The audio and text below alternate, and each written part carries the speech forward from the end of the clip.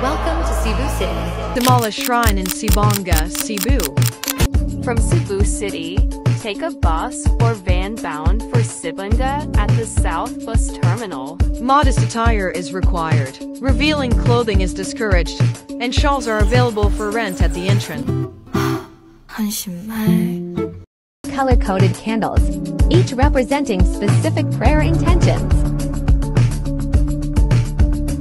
Shrine is notable for its castle-like architecture, featuring towering spires, arched walkways, and intricate designs reminiscent of European cathedrals.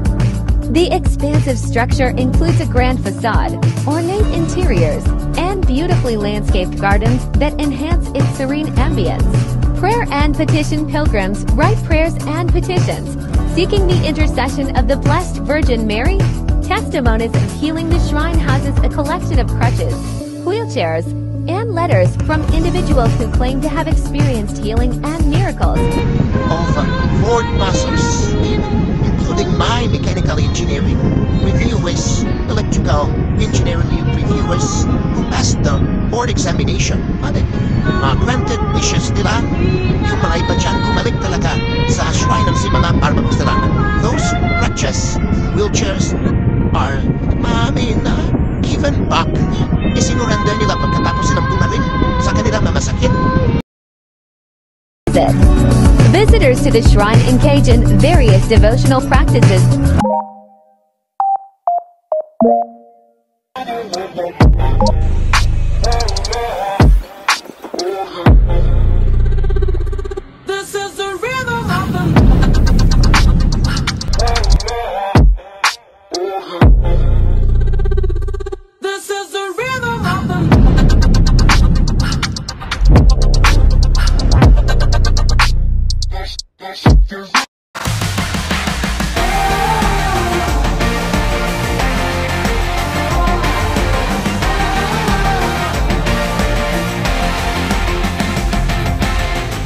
Pagani sa tribo, sa guma, sundalo, nga kanunay, kanimo. Ihalad akong dugo, kahayag, kangitid, kalipay o kasakit, sa yuta o langit.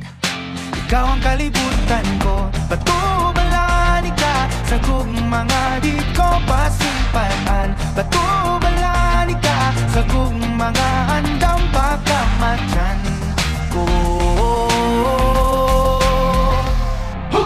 Kinsabay niling ganahan, isugaling kinabuhit, gato sa usa, kabahan, di nga imong ipili kung alawan o niyarin mo.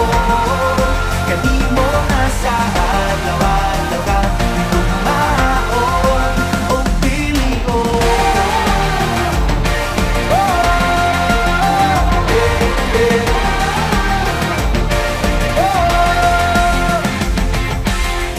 Guniti ang pagtuo, ipadilaaw daw kalayo, nga balaan, sagrado.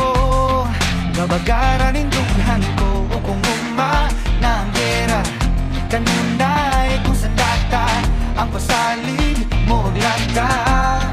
Nga diri ka mahindon na, batubalani ka, sa mga di ko hikalimtan. Kung gandang ko mapagkabuhi, taliwala ng tanang kinsabay diling ganahan, isugaling kinabuhi, gasto sa usa, kabahan, di nga imong ipili kung alawan ang niyay ko. Saksi ang langit.